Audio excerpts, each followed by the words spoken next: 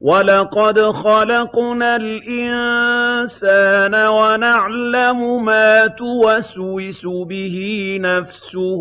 وَنَحْنُ أَقْرَبُ إِلَيْهِ مِنْ حَبْلِ الْوَرِيدِ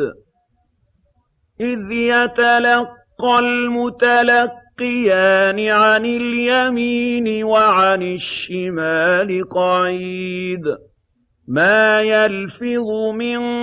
قَوْلٍ إِلَّا لَدَيْهِ رَقِيبٌ عَتِيدٌ